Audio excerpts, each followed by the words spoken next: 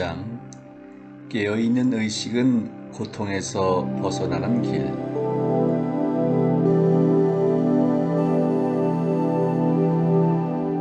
현재에서 더 이상 고통을 만들지 마세요.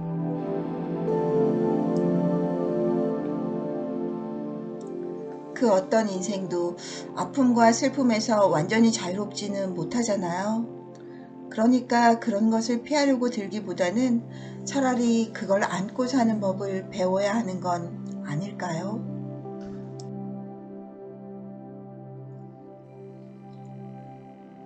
우리 인간의 고통 대부분은 겪지 않아도 되는 것입니다. 마인드를 관찰하지 않고 마인드가 삶을 지배하게 놓아두는 한 아픔은 저절로 만들어집니다. 우리가 지금 만들어내는 아픔은 항상 있는 것을 있는 그대로 받아들이지 않고 자기도 모르게 저항할 때 생기지요. 생각 수준에서 하는 저항은 어떤 형태의 판단입니다. 감정 수준에서 하는 저항은 어떤 형태의 부정성입니다. 전자에는 평가나 분류, 낙인찍기, 비판 등이, 후자에는 부정적인 생각이나 부정적인 감정, 부정적인 태도 같은 것이 들어가겠지요. 고통의 크기는 현재 순간에 저항하는 정도에 따라 다르며 이 저항의 정도는 또 우리가 마인드와 얼마나 강하게 동일시하는지에 좌우됩니다. 마인드는 늘 지금 순간을 부정하고 여기서 벗어나려고 해요. 달리 말해 자신을 자기 마인드와 더 동일시할수록 더 큰 고통을 겪습니다. 혹은 이렇게 말할 수도 있어요. 지금이라는 순간을 더 많이 존중하고 받아들일수록 우리는 아픔과 고통에서 더 벗어나고 에고 마인드에서 더 자유로워집니다. 그렇다면 마인드는 왜 지금 순간을 습관적으로 부정하거나 거기에 맞서는 건가요?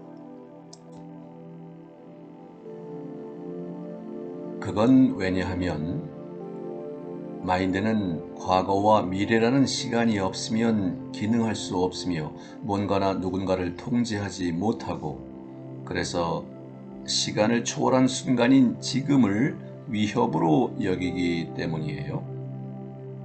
시간과 마인드는 사실상 불가분한 관계에 있습니다. 인류가 없고 식물과 동물들만 살고 있는 지구를 상상해 봅시다.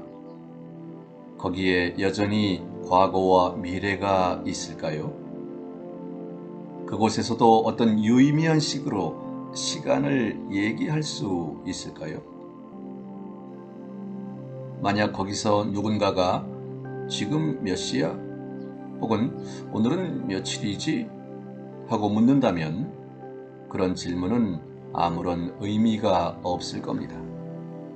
그런 물음에 참나무나 독수리는 어리둥절하여 몇 시냐고 하며 되묻고는 이렇게 대꾸할 겁니다. 그건 물론 지금이지. 시간이란 바로 지금이야. 그거 말고 또 뭐가 있겠어? 그래요. 이 세상에서 우리한테는 마인드만큼이나 시간도 필요합니다만 이 마인드와 시간이 우리의 삶을 지배하는 지점이 있는데 이게 바로 기능장애와 아픔과 슬픔이 시작되는 곳입니다. 마인드는 자신의 통제력을 유지하기 위해 현재 순간을 과거나 미래로 계속 덮으려 듭니다. 그리하여 지금 순간과 불가분한 존재의 생명력과 무한한 창조적 잠재력이 시간에 의해 가려지고 우리네 진정한 본성이 마인드에 의해 흐려집니다. 시간이 점점 더 무거운 짐이 되어 인간 마인드에 쌓여왔습니다. 사람은 누구나 다 이 무게에 시달리고 있는데 그러면서도 지금이라는 소중한 순간을 무시하고 부정하거나 미래의 어떤 순간에 이르는 수단으로 축소하면서 시간의 비중을 계속 키우고 있습니다. 미래의 어떤 순간이라는 것은 결코 실제가 아니라 마인드에만 있는 것인데도 말이죠. 인간의 집단 마인드와 개별 마인드에 퇴적된 시간 속에는 또한 과거의 아픔이 엄청나게 많이 쌓여 있습니다. 만약 자신이나 다른 이들한테 더 이상 아픔을 초래하지 않고자 한다면, 만약 아직도 내 안에 남아있는 과거 아픔의 잔재에 새로운 아픔을 보태고 싶지 않다면 과거나 미래 같은 시간을 더 이상 만들지 마십시오. 혹은 실제 생활에 필요한 만큼 이상은 만들어내지 마세요. 과거나 미래라는 시간을 만들어내지 않으려면 어떻게 해야 하나요? 현재 순간이 우리가 가지고 있는 전부임을 절실히 깨달으면 됩니다. 지금 순간을 삶의 주된 초점으로 삼으면 됩니다. 만약 예전에는 과거나 미래라는 시간 속에 주로 머물다가 가끔 지금 순간에 들르기만 했다면, 이제는 지금 순간으로 거처를 옮겨 살면서 실제로 어떤 상황에 필요하다 싶을 때만 과거와 미래를 잠깐 찾아가십시오. 현재 순간에 늘 yes라고 말하세요. 이미 있는 것에 내면에서 저항하는 것보다 더 무익하고 비합리적인 것이 또 뭐가 있겠습니까? 지금 있고 언제나 지금에 있는 삶에 맞서는 것보다 더 비상식적인 것이 또 뭐가 있겠습니까? 지금 있는 것에 승복하면서 삶에 yes라고 말하세요. 그리고 그렇게 할 때 삶이 갑자기 어떻게 더 잘 풀리기 시작하는지를 직접 확인해 보십시오.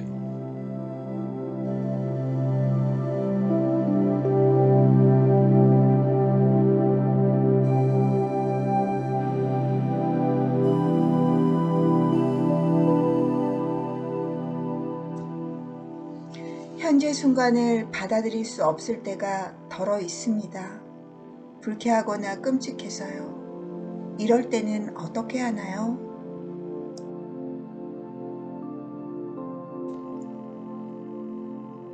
그럴 수 있어요. 그럴 때는 현재 순간에 마인드가 어떻게 꼬리표를 붙이는지 지켜보고, 이 낙인 찍는 과정과 끊임없는 판단이 어떻게 고통과 불행을 만들어내는지 관찰하십시오. 마인드의 작동 구조를 주시함으로써 마인드의 틀에 박힌 저항에서 한 발짝 물러나게 되고, 그럴 때 현재 순간이 나타나게 할 수 있습니다. 그러면 외부 조건으로부터 자유로워지는 내면 상태를, 진정한 내적 평온을 맛보게 될 겁니다.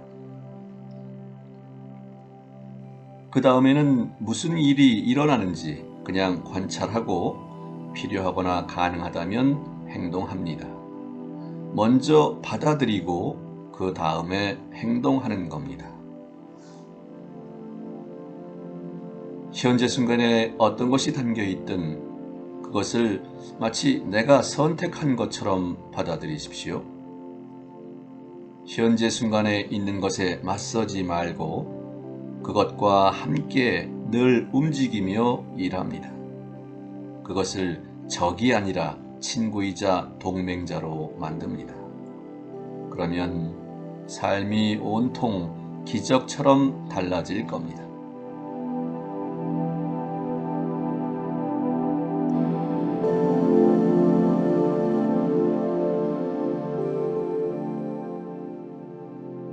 과거의 아픔, 고통의 몸체 녹이기. 지금 순간의 힘에 다가설 수 없는 한 우리가 겪는 감정적인 아픔은 모조리 우리 안에 웅크리고 있는 다른 고통의 잔재 뒤로 숨어듭니다. 그리고 이미 거기에 있는 과거의 아픔과 결합하여 우리네 마인드와 몸에 기식하게 되지요. 여기에는 또 우리가 태어난 세상의 무지와 무자각 때문에 어린 시절에 겪어야 했던 아픔도 물론 들어갑니다. 이 퇴적된 아픔이 우리 몸과 마인드를 점령하고 있는 부정적 에너지 장입니다. 만약 이것을 보이지 않지만 제 나름대로 움직이는 실체로 볼 수 있다면 당신은 진실에 매우 근접한 겁니다. 이것이 바로 감정의 아픔 덩어리 혹은 고통의 몸체입니다. 이 아픔 덩어리는 두 가지 형태로 존재해요. 휴면 상태와 활동 상태. 고통의 몸체는 대체로 전체 시간의 9할 정도는 휴면 상태에 있지만 지극히 불행한 사람의 경우에는 100% 시간 내내 꿈틀거릴 수도 있습니다. 어떤 사람들은 거의 전적으로 고통의 몸체를 통해 사는 반면에 또 어떤 사람들은 그것을 특정 상황에서만 겪을 수 있습니다. 이를테면 아주 친밀한 사이에서 혹은 과거의 상실이나 절망, 버림받음 혹은 신체적 감정적 상처 등과 연결된 상황에서 그렇습니다. 이 휴면 상태에 있는 고통의 몸체를 무엇이든 꿈틀거리게 할 수 있는데 특히 당사자의 과거 아픔 패턴과 공명하는 것이라면 더욱더 그렇습니다. 휴면 상태에서 깨어날 채비가 돼 있을 때 그건 가까운 누군가의 악의 없는 말 한마디에도 활성화될 수 있습니다. 어떤 고통의 몸체는 계속 징징대는 아이처럼 밉살스럽고 불쾌하지만 비교적 해롭지는 않아요. 또 어떤 아픔 덩어리는 사악하고 파괴적인 괴물이요 진짜 악마이지요. 어떤 것은 물리적인 폭력도 마다하지 않으며 더 많은 것들은 정서적인 폭력을 주저하지 않습니다.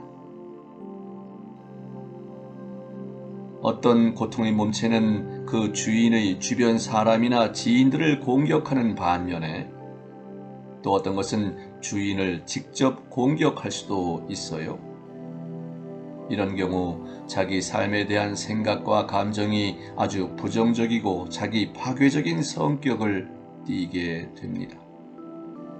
질병이며 불행한 일이 그렇게 해서 종종 발생하지요.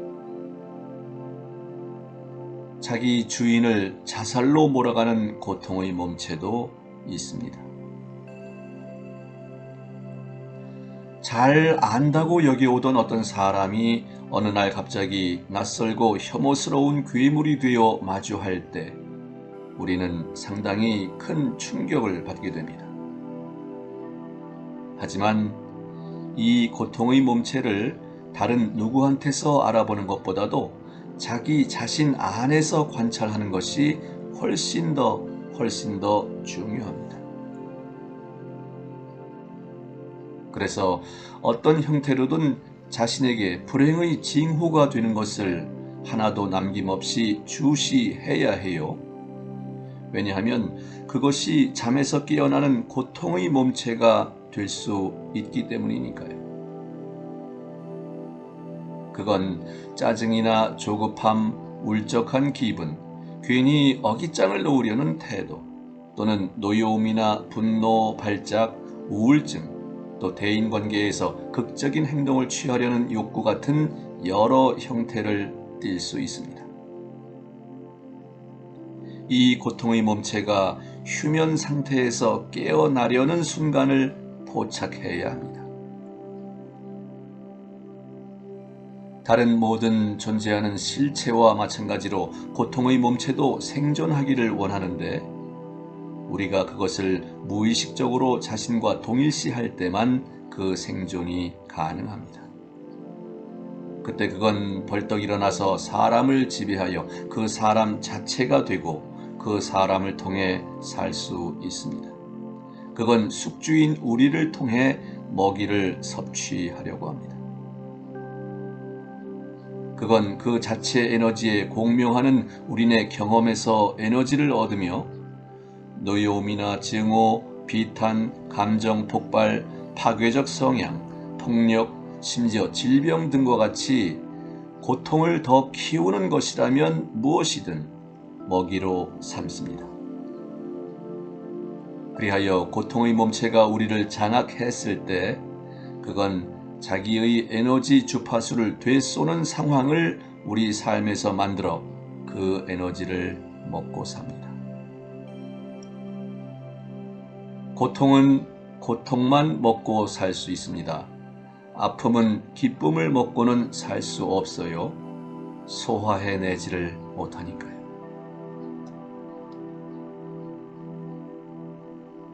고통의 몸체에 한번 정복당하면 우리는 더 많은 고통을 원하게 됩니다. 그래서 피해자나 가해자가 되지요. 직접 고통을 겪거나 누군가에게 고통을 가하고 싶어지는 겁니다. 혹은 둘 다를 동시에 원할 수도 있고요.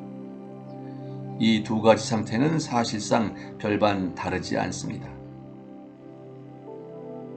물론 사람들 대다수는 이런 사실을 의식하지 못하기 때문에 나는 아픔을 절대 원치 않아 하고 거세게 주장하겠지요. 하지만 자세히 살펴보면 우리네 생각과 행동은 자신과 다른 사람들한테 계속 아픔을 주게끔 설계되어 있음을 발견할 겁니다. 그런데 만약 이런 점을 우리가 정말로 의식한다면 그런 패턴은 녹아 없어질 거예요. 왜냐하면 정신 나가지 않고서야 누가 고통을 더 많이 바랄 것이며 의식적으로 미치광이가 될 사람은 아무도 없으니까요. 감정의 아픔 덩어리 혹은 고통의 몸체는 에고가 들이운 그림자로서 사실은 우리네 의식의 빛을 두려워합니다. 자신의 정체가 발각될까봐 겁내지요. 그것의 생존 여부는 그걸 우리가 무의식적으로 자신과 동일시하는지 또 자기 내면의 도살인 아픔 직시하기를 우리가 자기도 모르게 두려워하는지에 달려 있습니다.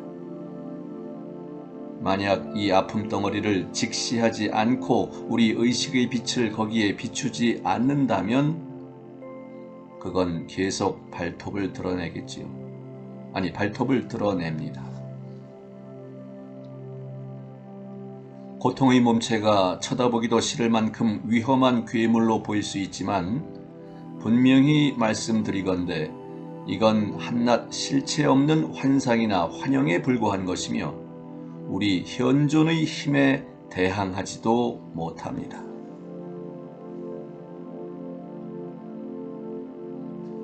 몇몇 영적 가르침에서는 모든 고통이 궁극적으로 환상이라고 언명하는데 이건 진실입니다.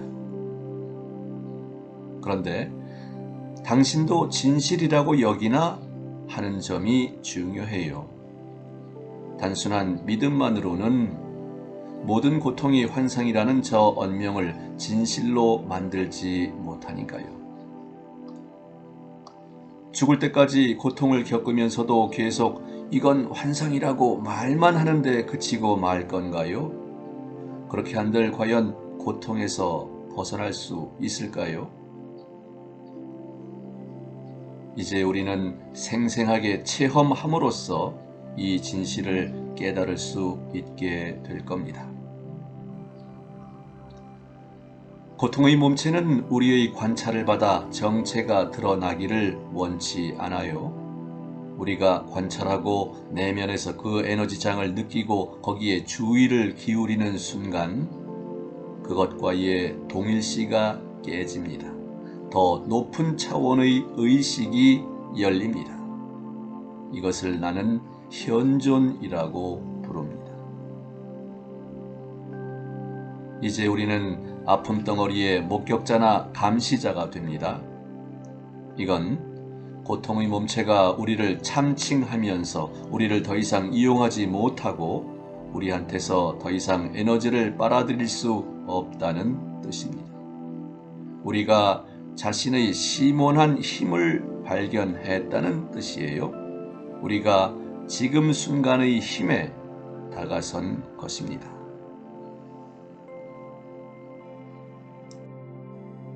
우리가 고통의 몸체와 동일시하기를 깨뜨릴 만큼 충분히 의식을 갖추게 된다면 그때 그건 어떻게 되나요? 고통의 몸체를 만드는 것은 무의식인데 의식이 그것을 의식적인 것으로 바꿉니다. 이 보편적인 원리를 사도 바울이 잘 표현했어요. 모든 것은 빛을 받으면 보이게 되고 빛에 드러나는 것은 무엇이든 스스로 빛이 된다. 우리는 어둠과 싸울 수 없듯이 고통의 몸체와도 싸울 수 없습니다. 그렇게 하려고 하면 내적 갈등이 생겨서 고통이 더 많아질 거예요. 따라서 그냥 주시하는 것만으로도 충분합니다. 주시한다는 것은 그걸 그 순간에 실제로 있는 것의 일부로 받아들인다는 뜻입니다. 고통의 몸체는 갇혀있는 생명 에너지로 이루어지는데 이 에너지는 우리의 전체 에너지 장에서 떨어져 나간 것으로서 마인드와의 동일시라는 부자연스러운 과정을 통해 일시적으로 독자성을 띱니다. 그리고 이건 스스로 돌변하여 마치 자기 꼬랑지를 삼키려고 하는 짐승처럼 반생명적인 것이 됐습니다. 우리네 문명이 어째서 생명 파괴적인 것이 되었다고 생각하나요? 바로 이 고통의 몸체 같은 반생명적 에너지 때문에 그렇습니다. 하지만 생명을 파괴하는 힘마저도 여전히 생명 에너지입니다. 우리가 마인드와 분리되고 감시자나 목격자가 될 때도 고통의 몸체는 한동안 여전히 꿈틀대면서 우리를 자기와 자꾸 동일시하게 만들려고 꾀를 낼 겁니다. 우리가 동일시를 멈추어 더 이상 에너지를 공급하지 않더라도 이 고통의 몸체는 타성으로 인해 저절로 돌아가는 물레처럼 한동안은 꿈틀거립니다. 이 단계에서 그것이 신체 여러 부위에 괴로움과 아픔을 일으킬 수도 있겠지만 그렇게 오랫동안 지속되지는 않을 거예요. 현재에 계속 머물면서 예리하게 의식하십시오. 항상 경계하는 마음으로 자신의 내면 공간을 지키십시오. 이 아픔 덩어리를 직접 관찰하고 그 에너지를 느낄 수 있을 만큼 충분히 현존해야 합니다. 그러면 그건 우리 생각을 통제할 수 없습니다. 우리의 생각이 아픔 덩어리의 에너지장과 일치하는 순간 우리는 그것과 동일시되며 우리의 생각이 다시금 그것의 먹이가 됩니다. 예를 들어 볼까요? 분노가 고통의 몸체한테 주된 에너지인데 화를 내면서 누군가가 나에게 한 짓이나 그 자를 한번 손봐줘야겠다는 생각을 품는다면 우리는 무자각 상태가 되며 고통의 몸체가 곧 나 자신이 되는 겁니다. 분노가 있는 곳에는 그 저변에 항상 고통이 있기 마련이지요.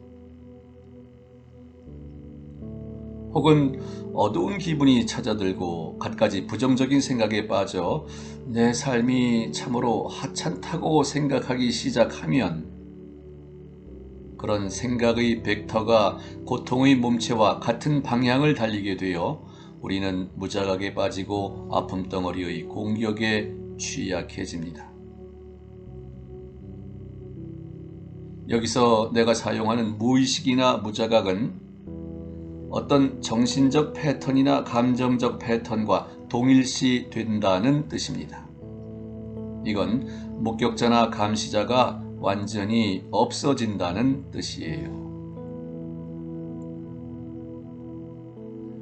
의식적으로 계속 주의를 기울이면 고통의 몸체와 생각 과정의 연결이 차단되면서 그것이 변질하게 됩니다.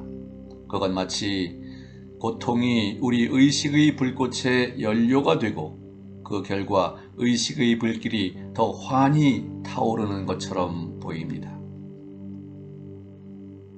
이건 쇠를 금으로 바꾸는 고대 연금술의 의미와 마찬가지로 고통을 깨어난 의식으로 변환하는 것입니다. 내면의 분열이 치유됨으로써 우리는 다시 온전해집니다. 그때 우리의 책임은 고통을 더 이상 만들어내지 않는 것이지요.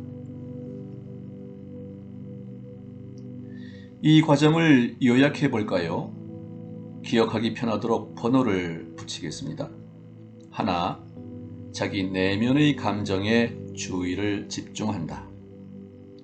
둘, 그것이 바로 고통의 몸체라는 것을 알아둔다. 셋, 그것이 내면에 있다는 점을 받아들인다. 넷, 그걸 생각하지 않는다. 즉, 감정이 생각으로 바뀌지 않게 한다. 다섯, 판단도 분석도 하지 않는다. 자신의 정체성을 고통의 몸체에서 끄집어내지 않는다. 여섯, 계속 현재에 머물면서 내면에서 일어나는 일을 끊임없이 관찰한다. 마지막 일곱, 감정적인 아픔뿐 아니라 그걸 지켜보는 관찰자요 말없는 목격자가 있다는 점도 인식한다. 이것이 바로 지금 순간의 힘이요 우리네 본연의 의식적인 현존의 힘입니다. 이렇게 하면서 무슨 일이 일어나는지 한번 보십시오.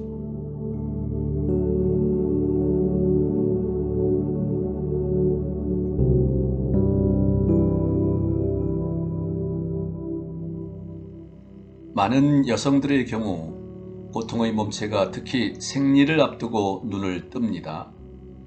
그것이 잠을 깨는 이유 등에 관해서는 나중에 더 자세히 얘기하겠습니다.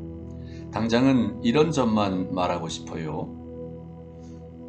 그 순간에 방심하지 않고 늘 조심하면서 내면에서 느끼는 것에 지배당하는 대신 그걸 전부 지켜볼 수 있다면 그러면 가장 강력한 영적 수행의 기회를 얻게 되며 그때 과거의 모든 아픔을 빠르게 변환할 수 있습니다.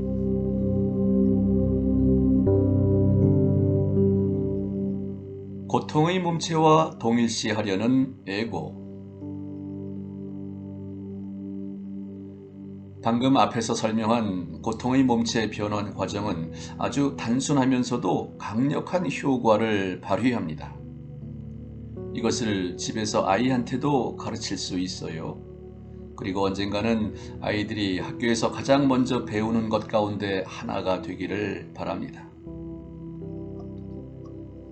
내면에서 일어나는 일의 목격자나 감시자로 존재한다는 기본 원칙을 이해하게 되면 그리고 그것을 체험함으로써 확실히 깨닫는다면 가장 강력한 변환 도구를 자유자재로 이용하게 되는 거지요. 그렇다고 해서 아무런 내적 저항 없이 고통을 털어낼 수 있다는 뜻은 아닙니다. 삶의 대부분을 자신의 감정적 아픔 덩어리와 밀접하게 동일시하면서 살아왔고 자아감의 전부나 상당 부분이 아픔 덩어리에 들어있다면 내적 저항이 특히 더 클 수밖에 없어요. 이건 그 사람이 고통의 몸체에서 불행한 자신을 만들어냈으며 마인드가 만들어낸 허구를 나 자신이라 믿고 있다는 뜻입니다. 이런 경우에 자신의 정체성을 잃는다는 무의식적인 두려움 때문에 모든 분리 과정에, 즉 동일시를 멈추는 작업에 강한 저항이 생길 겁니다. 달리 말해 잘 모르는 것에 뛰어들면서 불행하더라도 친숙한 나를 잃을 바에야 차라리 고통을 겪는 것이 아픔 덩어리가 되는 것이 더 낫다고 여길 수도 있다는 뜻입니다. 만에 하나 당신이 이런 경우라면 자신의 내면에 있는 저항을 관찰하십시오. 자신의 고통에 대한 애착을 지켜보세요. 경계 태세를 아주 높입니다. 달리 말해 정신을 바짝 차립니다. 그리고 불행한 상태에서 맛보는 기묘한 만족감을 관찰합니다. 그것에 관해 얘기하거나 생각하려는 강박적인 충동을 관찰합니다. 그러고 나서 이 저항에 의식의 빛을 비추면 그 저항이 멈출 거예요. 그때 아픔 덩어리에 주의를 기울이고 목격자로 머물러서 그것의 변형을 주도하면 되겠습니다. 이 작업은 오로지 각자가 스스로 할 수밖에 없어요. 아무도 대신해 줄 수 없습니다. 하지만 운이 좋아서 이미 높은 수준의 의식을 갖춘 이들을 만나 그들과 함께 현존 상태에서 연결될 수 있다면 그 도움으로 과정을 앞당길 수는 있습니다. 그런 식으로 자신의 빛이 빠르게 강해질 거예요. 막 불붙기 시작한 장작을 이미 활활 타고 있는 통나무 곁에 잠시 두었다가 떼어놓으면 훨씬 더 강렬하게 타오르겠지요. 결국 그건 같은 불길입니다. 그런 불꽃이 되는 것이 영적 스승의 기능 가운데 하나예요. 일부 치유 전문가들도 그런 기능을 수행할 수 있는데 단 이미 마인드 수준을 넘어섰고 누군가와 작업하는 동안 강렬한 의식적 존재 상태를 만들어 유지할 수 있는 경우에만 그렇습니다.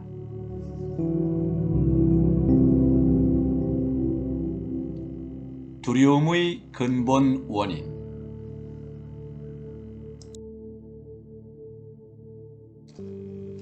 당신은 두려움을 우리의 기본적이고 근본적인 감정적 아픔의 일부라고 말했습니다. 두려움은 어떻게 생겨나며 사람들 삶에 왜 그리도 많은 겁니까? 그리고 어느 정도의 두려움은 건강한 자기보호가 되는 건 아닐런지요. 만약 불을 두려워하지 않는다면 거기에 손을 넣어 화상을 입을 수도 있으니까요. 당신이 불길에 손을 넣지 않는 이유는 두려움 때문이 아니라 불에 댄다는 것을 알고 있기 때문이지요. 불필요한 위험을 피하는 데에 두려움은 필요 없습니다. 최소한의 분별력과 상식만 있으면 되지요. 그런 실질적 문제에는 과거에 배운 교훈을 적용하면 물론 좋습니다. 그런데 만약 누군가가 불똥이나 물리적 폭력으로 위협한다면 두려움 같은 것을 느낄 수도 있어요. 이건 위험 앞에서 몸을 움츠리거나 뒤로 물러나는 본능적 행동인데, 하지만 우리가 여기서 얘기하는 두려움의 심리 상태는 아닙니다. 두려움의 심리적 상태는 구체적이고 당장 긴급한 위험과는 결이 달라요. 두려움은 불쾌함이나 고민, 걱정, 신경질, 긴장, 무서움, 병적 공포, 포비아 등 여러 형태로 나타납니다. 이런 유형의 심리적 공포는 대체로 지금 일어나고 있는 것이 아니라 일어날지도 모르는 일에서 비롯됩니다. 나는 지금 여기에 있는데 내 마인드는 미래에 가 있어요. 이때 간격이 생기고 이 간격을 불안감이 채웁니다. 불안 간격이 생기는 거지요. 만약 당신이 자기 마인드와 동일시돼 있고 지금 순간의 힘이며 그 단순함과 접촉을 잃는다면 이 불안의 간격은 늘 따라다닐 겁니다. 우리는 현재 순간에는 언제든 대처할 수 있지만 마인드의 투영일 뿐인 것에는 대처할 수 없습니다. 즉, 미래에 대처하거나 맞설 수는 없어요. 더욱이 앞에서 알아보았듯이 자신을 자기 마인드와 동일시하는 한 에고가 우리의 삶을 꾸려 나아갑니다.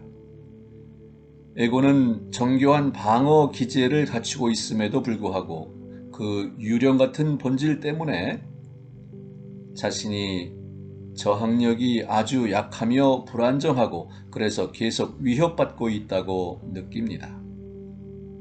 겉으로는 아무리 자신만만해 보인다 해도 실제로는 그렇습니다. 이제 감정이란 우리네 마인드에 대한 몸의 반응이라는 점을 떠올립시다. 몸은 마인드가 만든 거짓된 나인 에고한테서 끊임없이 어떤 메시지를 받고 있나요? 위험해.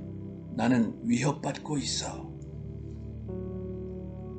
그리고 이 지속적인 메시지로 생성된 감정은 무엇인가요? 네, 그래요. 두려움입니다. 두려움의 원인은 많아 보입니다. 상실의 두려움, 실패의 두려움, 상처받을까 두려움 등 많지만 궁극적으로 모든 두려움은 죽음과 소멸에 대한 에고의 두려움입니다. 에고한테는 죽음이 언제나 코앞에 있어요. 마인드와 동일시된 상태에서는 죽음의 두려움이 우리 삶의 모든 측면에 영향을 끼칩니다. 예를 들어 말싸움에서 내 생각이 옳고 네 생각이 잘못됐다고 부득부득 우기는 것처럼 사소하고 얼핏 정상적으로 보이는 일조차도 사실은 죽음의 두려움에서 나오는 겁니다. 부득부득 우긴다는 것은 나와 동일시하는 정신적 입장을 강박적으로 방어하는 것인데 이 동일시한 정신적 입장이 만약 옳지 않은 것으로 드러난다면 마인드를 기반으로 한 자아감이 소멸하리라는 위협이 심각해지는 거지요. 그러니 에고인 나한테는 그래, 내가 옳지 않아, 잘못했어 하고 물러설 여지가 있을 수 없습니다. 옳지 않음이 곧 죽음이니까요. 바로 이것이 수많은 인간관계가 깨지고 전쟁이 발발하는 주 원인입니다. 자신을 마인드와 분리할 때, 즉 마인드와 더 이상 동일시하지 않을 때 내가 옳은지 그른지 따위는 자아감과 무관해지고 그러면 내가 옳아야 한다는 강박관념도 사라질 겁니다. 그런 강박적인 욕구도 일종의 폭력인데 마인드와 분리되면 그런 폭력을 전혀 쓰지 않고도 우리는 자신이 느끼고 생각하는 것을 분명하고 단호하게 밝힐 수 있습니다. 그러면서도 공격이나 방어의 기미는 전혀 없을 거예요. 이때 우리의 자아감은 마인드가 아니라 내면에 있는 더 깊고 더 참된 곳에서 나옵니다. 자신을 방어하거나 옹호하려는 갖가지 욕구를 경계하십시오. 왜냐하면 방어하거나 옹호하려는 이것이 알고 보면 착각에서 나온 잘못된 정체성이나 마인드에 있는 이미지나 허구적인 실체처럼 차라리 버려야 할 것들이니까요. 이런 습관적인 행위를 어라, 내가 지금 그렇게 하고 있네 의식하고 주시하면 그런 패턴에서 빠져나오게 됩니다. 무의식적인 패턴이 우리네 깨어있는 의식의 빛 속에서 빠르게 사라질 겁니다. 그리고 인간관계를 좀먹는 언쟁이며 분쟁이며 파워게임 따위에 다 종지부가 찍히겠지요. 다른 사람들한테 행사하는 권력은 힘으로 위장한 나약함입니다. 진정한 지배력과 영향력은 우리 내면에 있고 이제 우리는 그걸 이용할 수 있습니다. 그러므로 자신을 자기 마인드와 동일시하고 그래서 자신의 진정한 파워와 단절된 사람은 존재에 더 깊이 뿌리내린 나와 단절된 사람은 항상 두려움을 안고 살겠지요.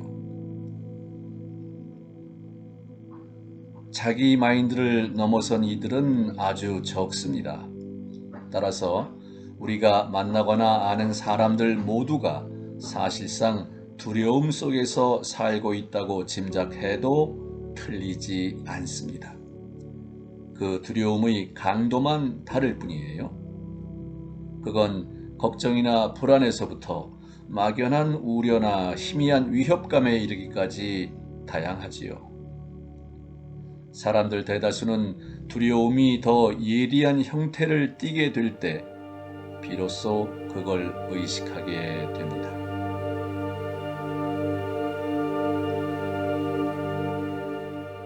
에고가 완전함을 추구하는 방식.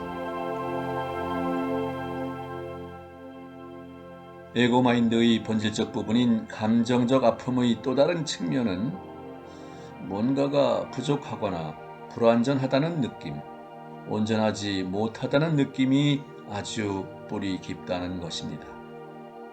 이런 면을 의식하는 이들도 있고 의식하지 못하는 사람들도 있어요. 감정적인 아픔을 의식하는 경우 이 측면이 나는 썩 잘나지 못했어, 별로 가치가 없어, 이런 느낌으로 끊임없이 심란하게 나타납니다. 의식하지 못하는 경우에는 바깥의 뭔가를 몹시 갈망하고 원하고 필요로 하는 느낌으로 에둘러서 나타납니다. 두 경우 모두 사람들은 자기 내면에서 느끼는 헛헛한 구멍을 채우기 위해 자기가 동일시하는 것들과 에고의 만족을 종종 강박적으로 쫓아다니게 됩니다.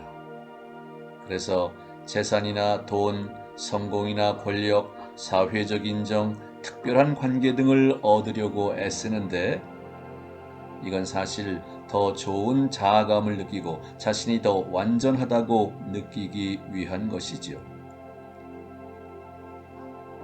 하지만 그런 걸 다 얻었다 해도 헛헛한 구멍은 그대로 있으며 이 구멍에는 바닥이 없다는 것을 곧 알게 됩니다.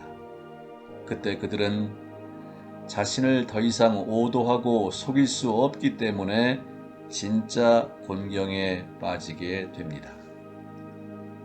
물론 그런 일을 계속할 수 있고 하기도 하지만 그래봤자 점점 더 힘들어지기만 할 뿐이지요. 에고 마인드에 지배당하는 한 진정으로 편안해질 수는 없습니다. 원하던 것을 얻고 갈망이 막 충족된 짧은 기간 이외에는 성취감이나 평온을 누릴 수 없습니다. 에고가 자아감에서 비롯되는 것인 만큼 그건 바깥의 사물을 자기와 동일시할 필요가 있지요. 그건 끊임없이 자신을 방어하고 계속 먹이를 얻어야 합니다. 에고가 가장 흔히 동일시하는 것은 어떤 소유물이나 직업, 사회적 지위와 인정, 지식과 교육, 외모나 특별한 능력, 각별한 연줄, 개인의 경력, 가문의 내력, 신념 체계 등이며 또 정치나 민족이나 인종, 종교 등에서 집단적인 일체감도 종종 여기에 들어갑니다. 그리고 이 가운데 그 무엇도 참된 나가 아닙니다. 이런 사실이 놀랍고 무서운가요? 아니면 이런 사실을 알게 되어 다행이라고 여기나요? 이 모든 걸 우리는 조만간 내려놓아야 할 겁니다. 어쩌면 이런 사실을 믿기가 아직은 힘들지도 몰라요. 그리고 나는 그런 것 어디에서도 당신의 정체성을 찾을 수 없다는 점을 믿으라고 요구하지는 않습니다. 이것이 진실이라는 점은 죽음이 다가오는 걸 느끼는 마지막 순간에 깨닫게 될 겁니다. 죽음은 참된 나가 아닌 것을 죄다 벗겨내지요. 삶의 비밀은 죽기 전에 죽는 데 있으며 죽음이 없다는 것을 발견하는 데 있습니다.